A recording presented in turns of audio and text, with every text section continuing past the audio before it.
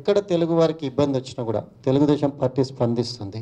తెలుగుదేశం కార్యకర్తలు తలెత్తుకొని గర్వంగా తిరిగే విధంగానే తెలుగుదేశం పార్టీ కార్యక్రమాలు ఉంటాయి. రేపు మహానాడు కూడా అదే రూపకంగా ఎవరు చేయలేని విధంగా మహానాడులను మేము ప్రతి సంవత్సరం విజయవంతం చేస్తూ వస్తున్నాం. మహనీయుడు ఎన్టీ రామారావు గారి జయంతి కూడా కలిసి వచ్చే విధంగా కార్యక్రమం ఉంటుంది కనుక అందరు కూడా పట్టుదలతో ఉత్సాహంతో మరి కార్యక్రమాలకు వస్తారు. అందరికీ పెద్ద ఎత్తున ఏర్పాట్లు చేయడం. ఒకప్పుడు మాకు కేంద్ర కార్యాలయంగా తెలుగు విజయం గండిపేటలో ఉండేది. మహానాడును కూడా క్రమం తప్పకుండా హైదరాబాద్లో నిర్వహిస్తే అక్కడే మేము నిర్వహిస్తూ వస్తున్నాం. సో మహానాడు కార్యక్రమాన్ని విజయవంతం చేసినందుకు మేము సమాయత్తం అవుతున్నాం. అదేవిధంగా మరి వాళ్ళ మొదటగా ఈ నేపాల్లో వచ్చిన భూకంపం, అదేవిధంగా భారతదేశంలో కొన్ని పార్ట్స్లో వచ్చిన భూకంపం, దాని తాకిడి వలన అనేక మంది చనిపోయినారు. వారందరికీ కూడా పాలిట్ బ్యూరో సంతాపం తెలపడం, ఆ కుటుంబాలకు సానుభూతి తెలిపింది, మౌనం పాటించాం. అట్లే ఆంధ్రప్రదేశ్ ప్రభుత్వం పెద్ద సంఖ్యలో అక్కడ చిక్కుకుపోయిన తెలుగువారిని ప్రత్యేక విమానాల ద్వారా రప్పించింది.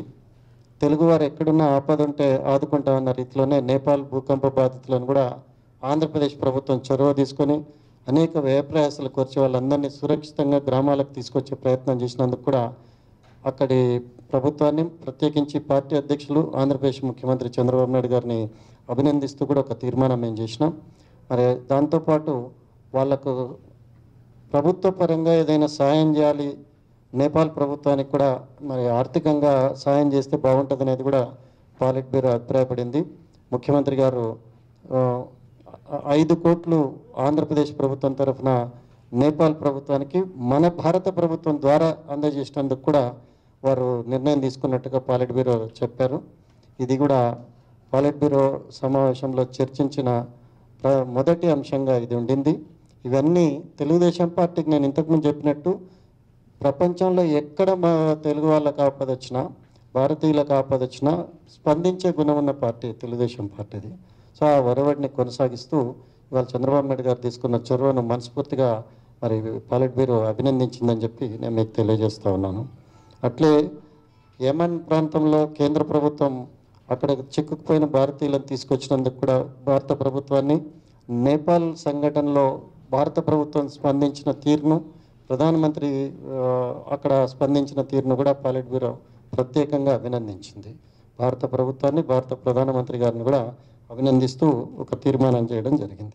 పేదలకు, అట్టడుగున ఉన్న ప్రజలకు విద్య అందినప్పుడే మీరు గ్లోబలైజేషన్ బాగా సమర్థవంతంగా ఎదుర్కోగలుగుతారని కూడా వారు చెప్పారు. ఖచ్చితంగా దాని మీద కాన్సన్ట్రేట్ చేయమని కూడా ఒక సూచన వారి నుంచి ఉంది. మీరు కేజీ టు పీజీ ఏదైతే అనుకుంటా ఉన్నారో చాలా మంచిది. వీలైనంత వేగంగా దాన్ని తీసుకురండి. ఒకవేళ తెస్తే కనుక తెలంగాణ అద్భుతంగా బాగుపడుతుందని కూడా వారు మనకు మంచి సూచన కూడా చెప్పారు.